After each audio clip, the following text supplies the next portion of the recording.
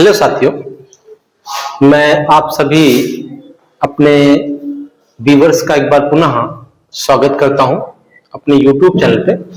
साथियों, इससे पहले मैंने आप लोगों के लिए धारा घनत्व पढ़ाया, फिर धारा घनत्व और अनुगमन वेग में संबंध पढ़ा के दिया। आज मैं आप सबके सामने एक और वीडियो के साथ या एक और नए टॉपिक के साथ हाजिर हूं, जिसका नाम है ओम का नियम। देखिए साथियों, मैं इसे आपको सिंपल वे में समझाने का प्रयास करता हूं कि ओम्स लॉ है क्या, ओम का नियम है क्या। तो मैं आपको बताऊं तो ओम एक साइंटिस्ट का नाम है जार साइमनोव, ऐसे कुछ नाम था उसका पूरा।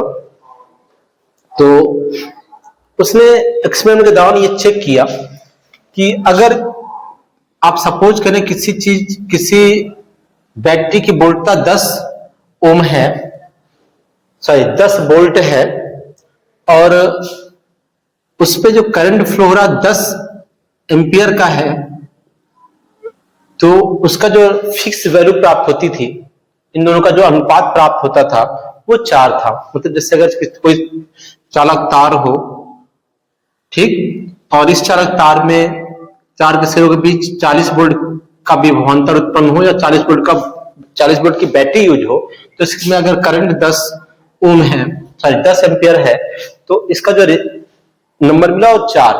अब अगर हम वोल्टता इसकी दोगुनी कर दे 80, तो मेरे वोल्टता दोगुनी करने से धारा, विद्युत धारा ऑटोमेटिक दोगुनी हो जा रही थी। और फिर जो आंसर मिलता था 20 चौका 4, इसको और दोहरा करें 160, तो धारा 40 एम्पियर, फिर से आंसर 4। यानी ये देखा गया कि वोल्टता बढ़ाने से धारा का मान भी बढ़ रहा था और उसी अनुपात में बढ़ रहा था। ऐसा किसने देखा? ओम भाई साहब ने देखा। तो दुनिया की नौटंकी बताई गई। फिलहाल मैं भी आपको वही बता देता हूं जो लोग कहते हैं। फिलहाल आप इतना जान लें कि किसी चालक के सिरों के बीच लगा विभवांतर भी और विद्युत धारा, उसमें प्रवाहित धारा का अनुपात जो है, उसका अनुपात नियत रहता है। फिर से सुन लें, कहने का मतलब यह है कि किसी चालक के सिरों के बीच लगा विभवांतर V और उसमें प्रवाहित धारा I का अनुपात नियत होता है। क्या होता है? नियत होता है। अगर आप ऐसे ही बताएं तब भी कोई दिक्कत नहीं, यही ओम्स लॉ है। ठीक है साथियों, या हम लोग ये बताते हैं कि यदि किसी चालक की भौतिक अवस्था में कोई परिवर्तन न किया जाए तो चालक के सिरों के बीच लगा विभवांतर V और उस पर प्रवाहित धारा I परस्पर समानुपाती हुआ करते हैं। ठीक है, तो आप चाहे तो मैं जैसे कहें वैसे बता दूं आप लोगों को।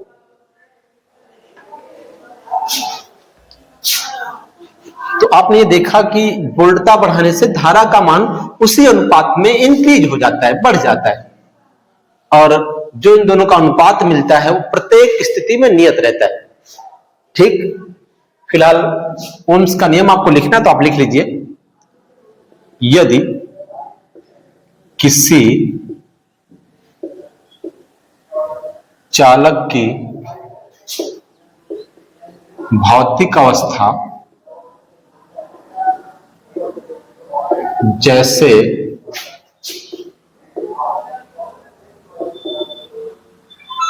ताप,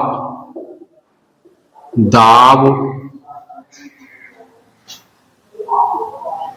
लंबाई, जैसे ताप, दाब या लंबाई में कोई परिवर्तन न किया जाए, कोई परिवर्तन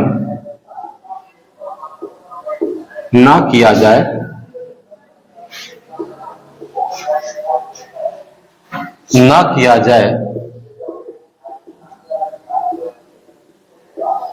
तो चालक के सिरों के बीच लगा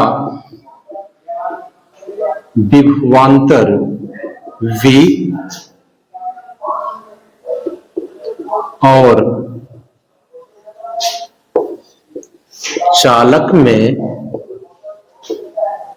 प्रवाहित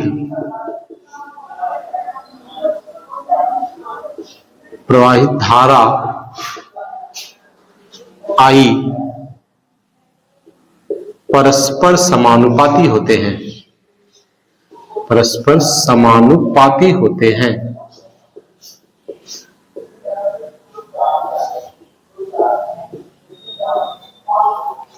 परस्पर समानुपाती होते हैं अर्थात आप कह सकते हैं V समानुपाती I, V बराबर I इंटू R।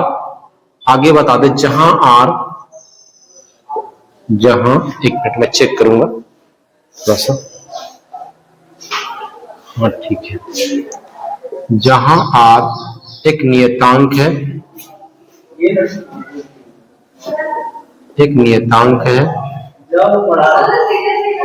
जिससे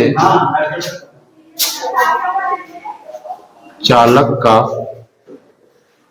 प्रतिरोध कहा जाता है।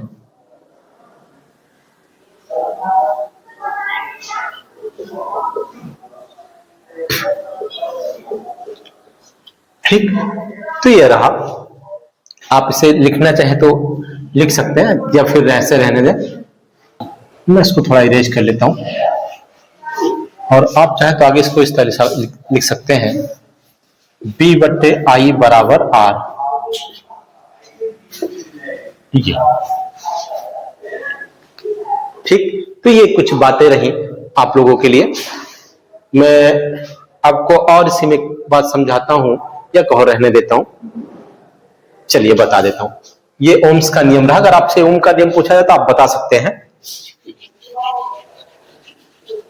चलिए मैं नेक्स्ट टॉपिक और आपको थोड़ी सी छोटी सी इसमें बता देता हूं, या ये कहें तो नेक्स्ट वीडियो में नेक्स्ट बात, अगली बात हम लोग करेंगे।